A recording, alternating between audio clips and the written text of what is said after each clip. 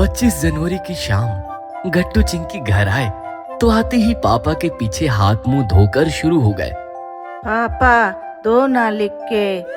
कल Republic day के अवसर पर हमें स्पीच देना ही होगा। मिश्रा सर ने हमें बिना पूछे हमारे नाम डाल दिए हैं। मम्मी आती है और पापा से कहती है, दे दो ना लिखकर, बेचारे कब से पीछे पड़े हैं। अच्छा ठीक है, नोटबुक लाओ। गट्टू नोटबुक देता है, पापा उसे स्पीच लिखकर देते हैं। जाओ मारो रट्टा। गट्टू चला जाता है। पापा चिंकी की नोटबुक लेकर स्पीच लिख देते हैं और चिंकी स्पीच की प्रैक्टिस करने निकल जाती है। 26 जनवरी की सुबह हो गई। गट्टू चिंकी तैयार होकर पापा के साथ स्कूटी पर बैठकर स्कूल के लिए निकले। रोड पर काफी ट्रैफिक था।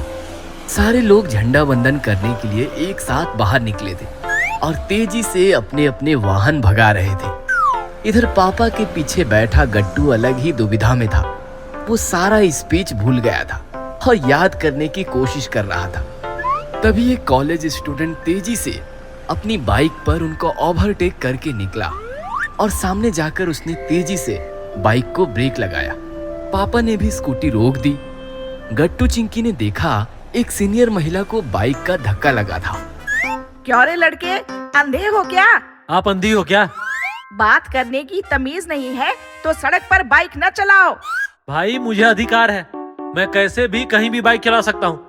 आपको प्रॉब्लम हो तो आप सड़क से दूर रहो। ऐसा कहकर लड़का तेजी से निकल गया। महिला भी निकल गई। पापा कहने लगे, बच्चों तुम इस पर ध्यान ना दो, अपने स्पीच पर कंसंट्रेट करो। पापा ने स्कूटी स्टार्ट की और वो आगे बढ़ने लगे। रेड सिग्नल मिला तो पापा ने स्कूटी रोक ली, लेकिन बाकी वाहन सिग्नल मिलने पर भी बिना रुके आगे बढ़ रहे थे। गट्टू यह सब नोटिस कर रहा था। इतने लापरवाह हैं ये सब, इधर रूल तोड़ेंगे और स्टेज पर जाकर लंबे लंबे भाषण देंगे। भाषण से याद आया, गट्टू भाषण तो याद है ना? पापा की बात सुनकर गट्टू का डर खत्म हो गया था। पापा भाषण तो भूल गया, पर क्या बोलना है वो समझ गया। गट्टू चिंकी स्कूल पहुंचे तो झंडा वंदन हो चुका था और बच्चों के स्पीच शुरू हो गए थे। गट्टू चिंकी को देखकर मिश्रा सर उनके पास आए और बोले, ये कोई टाइम है आने का? मुझे तो लगा तुम आओगे ही नहीं। चिंकी अब तुम्हारी ही बारी है, जाओ। चिंकी स्टेज पर गई और भाषण देने लगी। उसका भाषण सुनकर सारे उपस्थित चीफ गेस्ट और हेडमास्टर पांडे खुश होकर तालियां बजाने लगे। चिंकी का भाषण खत्म होते ही गट्टू की बारी आई। मिश्रा सर ने गट्टू को आगे किया। गट्टू माइक के सामने खड़ा हो गया। उपस्थित गट्टू की तरफ देखने लगे कि अब वो क्या बोलेगा। तभी गट्टू ने बोलना शुरू किया। सभी ने यहाँ अच्छे अच्छे स्पीच दिए, अच्छी बातें कही। मेरे पापा ने भी मुझे स्पीच लिखकर दिया था, पर मैं वो भूल गया हूँ। गट्टू की बात सुनकर सारे बच्चे हंसने लगे। लेकिन मुझे पता है कि मुझे क्या बोलना है। हमारे देश में लोकतंत्र है, हमें संविधान में अधिकार मिले हैं।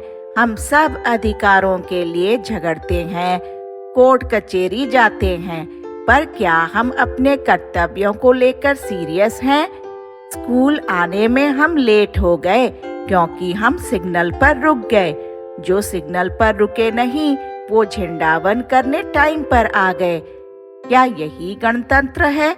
तेज बाइक वाले ने एक महिला को ठोक दिया और कहने लगा कि वो जैसे चाहे वैसे बाइक चलाएगा। क्या यह है गणतंत्र?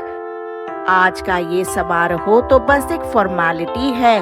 गणतंत्र यशस्वी करना है तो हमें अधिकारों के साथ साथ अपने कर्तव्य भी समझने होंगे और उनका पालन करना होगा। तभी सही मायने में गणतंत्र दिवस सफल रहेगा। जय हिंद, जय भारत। गट्टू की स्पीच खत्म हो गई और तालियों की बरसात होने लगी। सारे उपस्थित खड़े होकर तालियां बजाने लगे क्योंकि गणतंत्र का सही अर्थ गट्टू ने उन्हें समझा दिया था। अगर आपको हमारी वीडियोस पसंद आ रहे हैं तो इन्हें लाइक करें, कमेंट करें और सब्सक्राइब करें।